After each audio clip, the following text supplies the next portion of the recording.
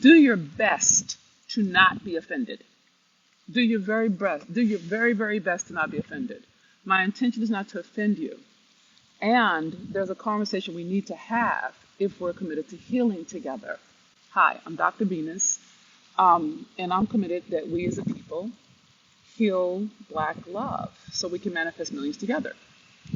And I want to touch base. I won't talk too long, but I will go deep on this one, all right? I want to touch base on our pettiness with each other, okay?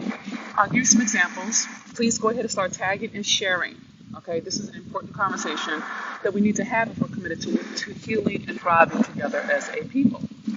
So I've done a series of posts. I'm going to mention two so you can see what I'm talking about.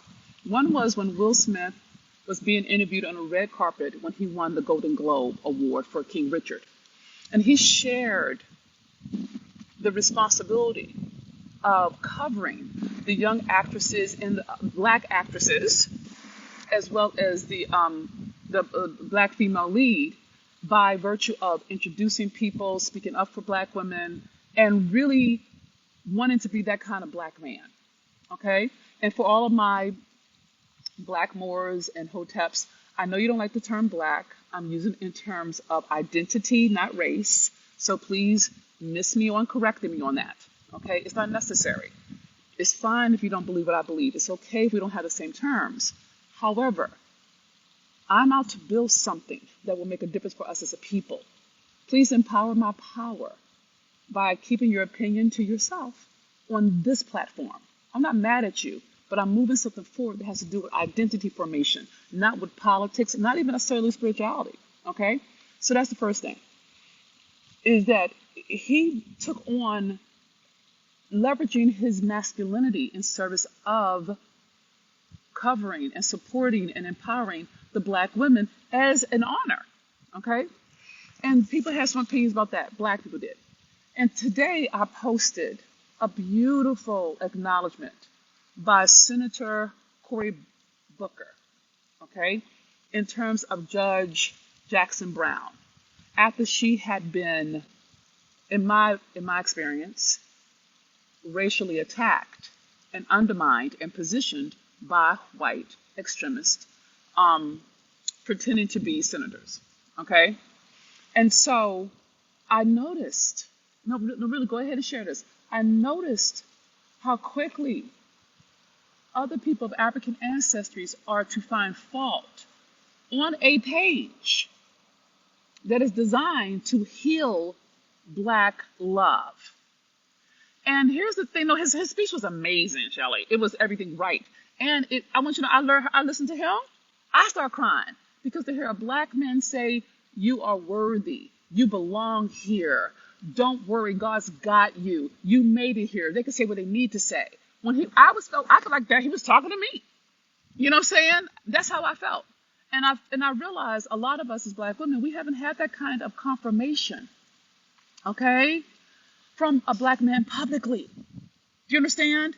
And so I posted today as a demonstration of healed Black love, okay?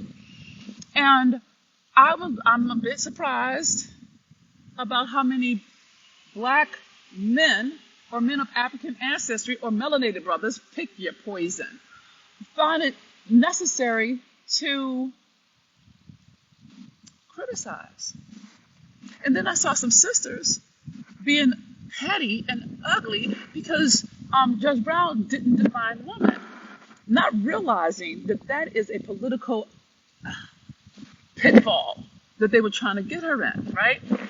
And that it was a petty fight on a page, on a platform that's designed to bring us together. Now, I would understand it if we as a people were talking smack on other pages that are designed to talk smack on, okay? There are plenty of people who are willing to talk bad about Black people and find fault with us. But why do it on my page? Why? Why bring and spew your venom in a space that is dedicated? It's taken me 10 years to build this platform. 10 years. Okay? And why bring it here? Why not go to the haters club and hate on black people there? And I talked to God about it. I said, God, help me not curse anybody out today. God said, I got you. So we're good. Okay? And I realized a couple of things I want you to please share. Please tag. This is an important conversation. We say we want to win. We say we support each other. This is the time to do it. Because we need to have adult conversations about childish behavior that undermines our success and literally rips away at the foundation of us trusting each other. What Senator Booker did for Judge Brown is healing. It is healing. So many black women who have gone through that kind of rigor and have our credibility questioned or criticized or nitpicked apart publicly, and still have to have the grace and the composure to not strike back, to not get ugly. It wears on the spirit.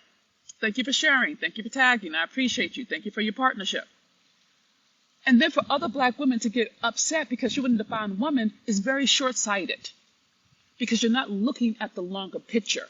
This chick graduated Madam Cum Laude from Harvard, and then she did it again as a master's degree. And she's done all the different kinds. She's done trials. She's done circuit. She is a Supreme Court justice waiting to happen. The chick was built for this. You see what I'm saying? And what I'm advocating for on my watch, thank you, Shirley, for sharing. I appreciate that, is that we empower each other's power instead of criticizing each other. You know why? Because white people are already criticizing us. They're already criticizing her. And she ain't even in yet. You understand? She's not even in, and they're creating a whole narrative about her being soft on pornography when she was in the 70% of sentencing across the board, but they never say that.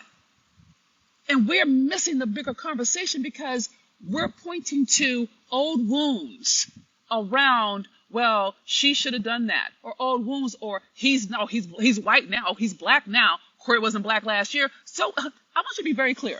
God, please help me not curse. I'm trying, Jesus, help me. Be very clear.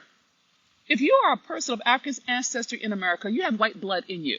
Be very clear. Oh, she's married to a white man.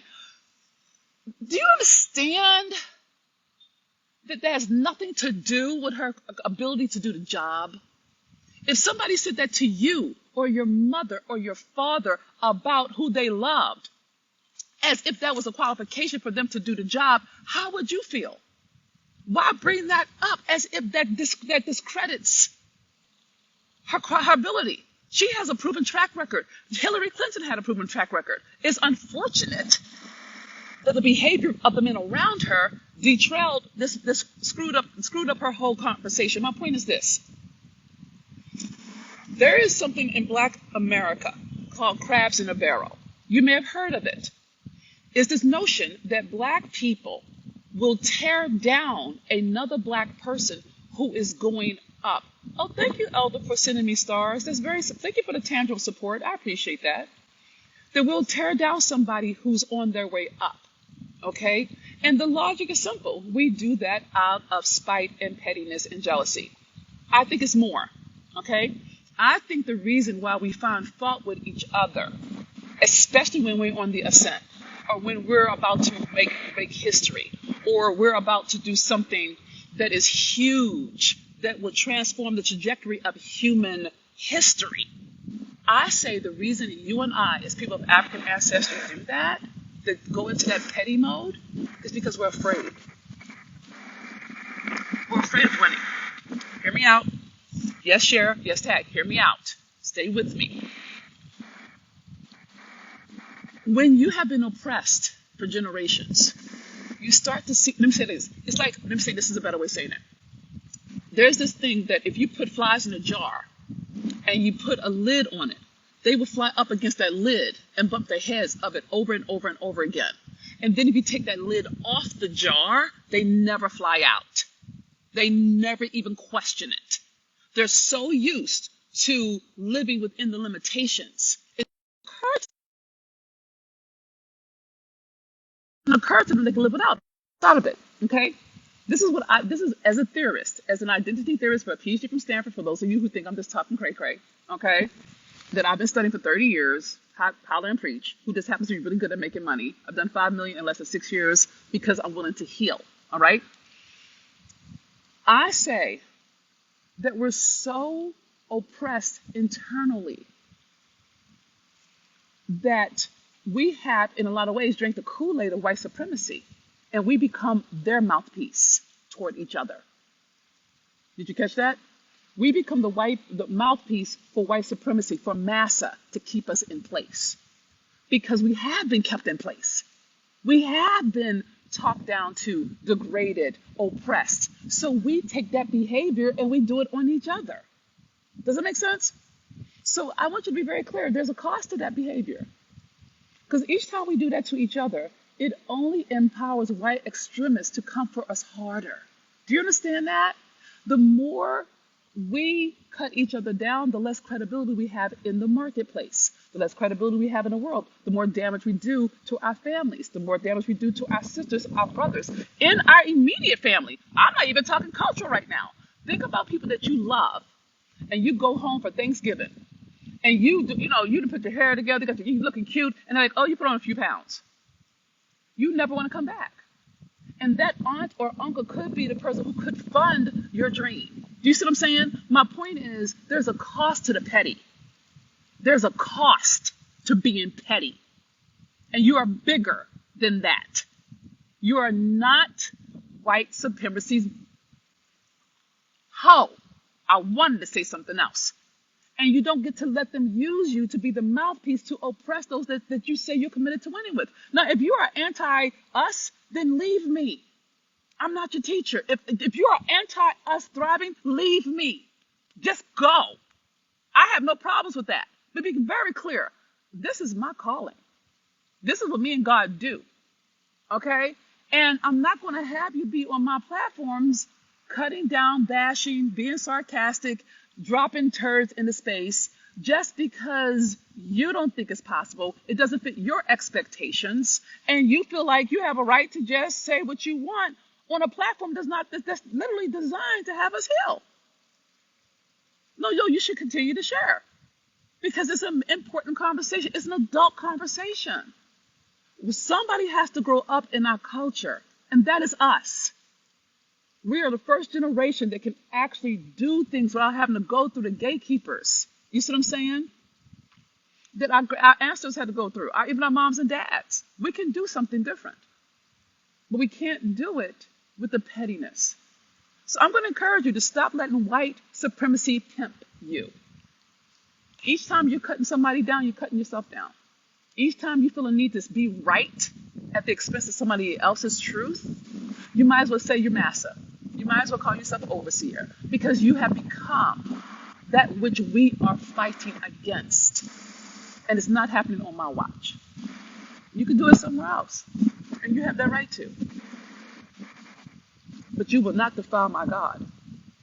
You won't do it on my stage. You won't do it here. You don't need to. There's plenty of other people who are hating on black men, empowering black women, but not on my watch. On my watch, my brothers feed me. They support me. They empower the women around me. That's what we do. My women honor our men. We respect our men. And not because of some loyalty to race, not because of skin. That's not it at all. Because they're awesome human beings who have every right to be acknowledged and appreciated for being awesome human beings. That's all that is. If Italians can do it with their people, how come we can't do it with ours? How come when we do it, it's race, but when they do it, it's family? I'm not having it. We do it because we're family on my platforms. That is why we roll the way we do. Okay? Now, you have every right to leave me, and I honor you leaving me. I do. I'm not for everybody. I got an edge on me. I'm prayed up today. So the good news is the edge is under wraps, but it won't last. It won't. Next week, I'm probably going to be cursing like a sailor, and deal with that when you do. But for today, you're not stealing my joy. And I love sending to book and say, they're not taking my joy because this will happen. She will get confirmed. Now, they're going to be grumpy about it, and they're going to, do their thing, but she will get confirmed. This is the third time she's been before this committee, and she's gotten through 3 times. You see what I'm saying? This is not going to stop. And they will be ugly because that's what supremacists do. They are ugly. They have no soul. That's why they keep taking other people's souls. That's why they have to go colonize people. They can't just take stuff. They got to turn us into them. And when you get petty, you turn into a white supremacist against everything that we are standing for, what Judge Brown is fighting for, what Senator Booker is standing for. You become the mouthpiece of the oppressor. And you cannot do that in my presence. Okay? And I say it in love, but be very clear. I mean what I say. I do. Okay? So don't be offended if you can. Do your best not to be offended. Do your best to hear the love. And if you need to, I can curse you out so you can hear it. I'm not opposed to that. But I say today I decided because I still in my joy. I'm not cursing today. Cussing today. Using colorful language today. Can't guarantee it tomorrow. And we're celebrating Judge Brown. We're supporting her. And on my watch, that's what we're doing. If you're not supporting her, then leave. Go away. And if you choose to get on my platforms and talk ugly, be prepared to know that I will have you blocked. I will have you banned. If you use hate speech, I will have you be investigated by the police for hate act. Because hate speech is a criminal offense. And I have no problem using whatever tools are at my disposal to protect that which I call my own. Try me if you want to. Then you bump into All Street at me. Okay? I said my piece, God, and I didn't curse. I didn't cuss. Okay? If you're offended by this word, please pay it forward. Please share this word. There's nobody else in the internet streets who are having the conversations I am having. And I can't reach the world without your support and help. If we don't start talking to each other as adults, as capable and mature, emotionally mature adults, we're going to continue to be at the effect of the history of oppression that we live in. And we don't have to. Okay? I love you, sis. I love you, bro. Thank you for hearing me out. Thank you for empowering my power. Thank you for sharing. Thank you for tagging. Thank you for commenting in the spirit of love and dignity. Okay? If you happen to see somebody saying something ugly, don't engage. They are beneath you. This is a dignified conversation. It is rigorous and it is kind. This is what it looks like to have a dignified exchange. So please honor my model. If you're going to comfort somebody, comfort them in love and dignity. You don't have to be ugly to hold a person to their highest. I do it all the time. Okay? So know that you're loved. Thank you for being great with me. I'm going to go celebrate Judge Brown in advance. I'm calling it down. I'm calling it down. I'm calling it down. I'm calling it down. I'm calling it down. I am standing for her being confirmed with ease and grace. I am standing for us having the very first African American woman on the highest court in the land. Our ancestors must be shouting hallelujah in their graveyards. You understand? Like, this is a big deal. It's a big deal. It is a historical moment and it's happening in our time. So please, celebrate it or go away. That's all I got. If you're fed by this word, it's like giving word, it's like affirming word. Please pay it forward. This is Dr. Venus. I love you. And enjoy your joy today. Celebrate the judge with us. Goodbye for now.